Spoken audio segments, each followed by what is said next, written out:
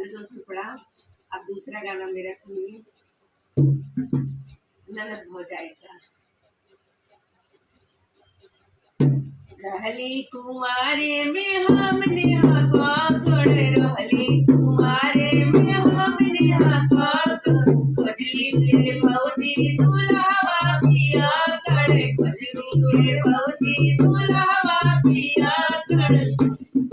कैलो ननदिया के संगवा में घात, तू देखलो मुर्गा भात हम खात वाली लात, तू देखलो मुर्गा भात हम खात वाली लात, तू देखलो मुर्गा भात हम खात वाली लात। रहली कुंवारे में